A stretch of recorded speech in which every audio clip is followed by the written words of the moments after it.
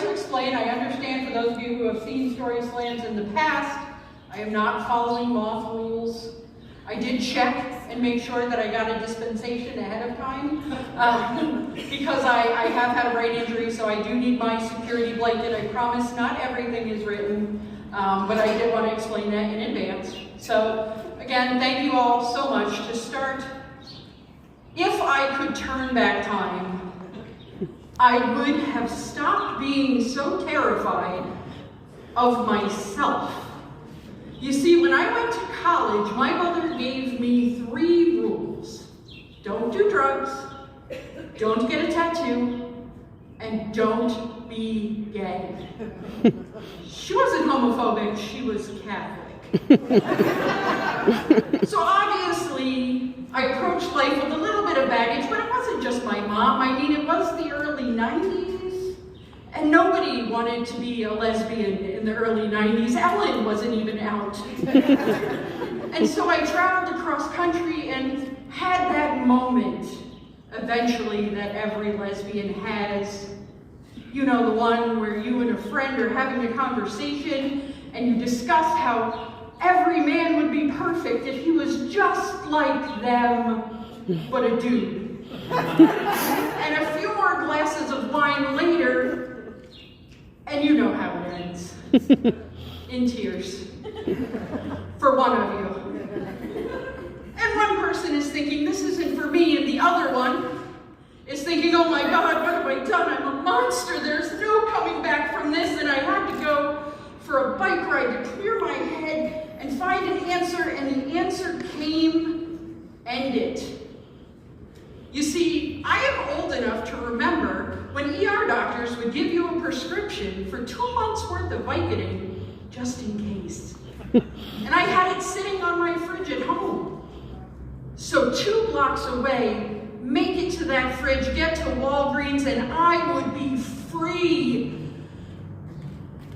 And I started pedaling faster and faster, and then it hit me, literally. A car going 50 in a 25 zone had other plans. And next thing I know, all I see is a Chrysler hood ornament, and I hear, "Ah!" And I wake up 4 lanes across the road to an EMT asking me who the president was. Clinton, in case you were wondering.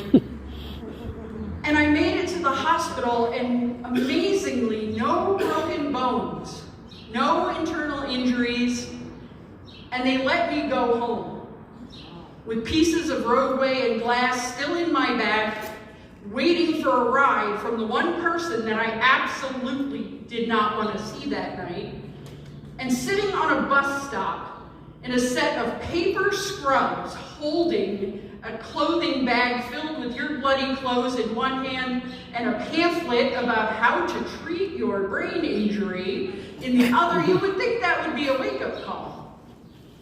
You would think, but it was an opportunity, a second chance. I would show everyone I would be super straight, you guys. So girly.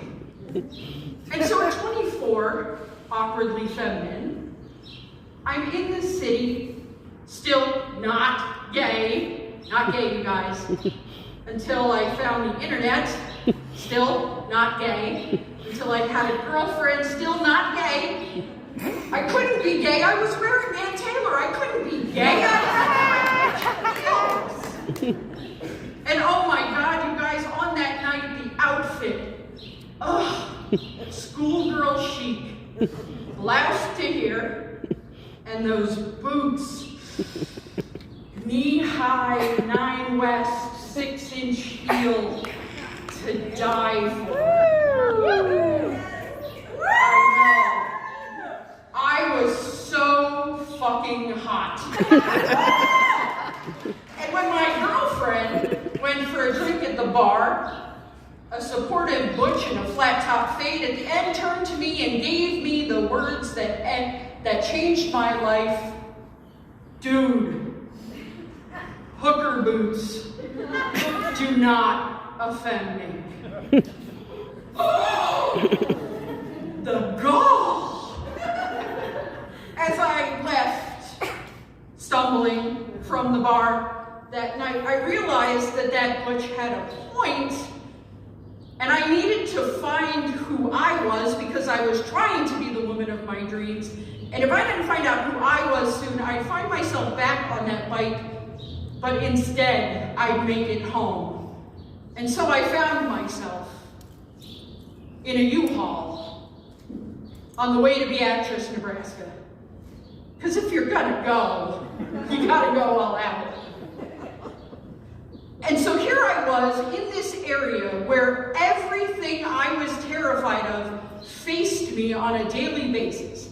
Where when I was bartending, an old man reminded me that I could shove an M80 up in there so far, you ain't never gonna touch my woman. And it came to a head. One night, on my way home from work, truck behind me caught my pride decal and thought they'd have a little fun. No. I was paranoid. It's just one road into town and they wouldn't. I'll just take the first left in case, and then a right and a left and a circle around the Del Taco, and they kept time, and there is only so fast you can go in a 94 Dodge Shadow, and somehow I found myself in a maze of corn and cement, trying to get away, and the only sound was their muffler rattling behind me and their gun rack rattling behind them.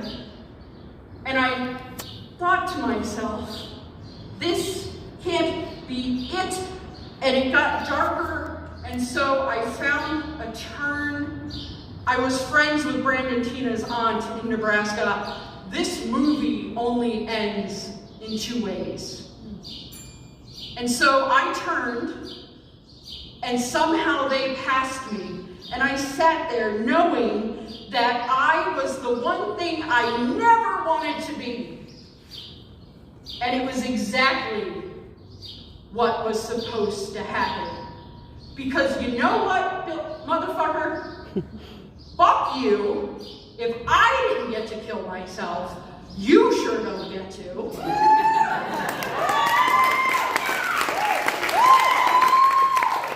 So nothing anyone can say to me from that point on matters. Because why was I so afraid?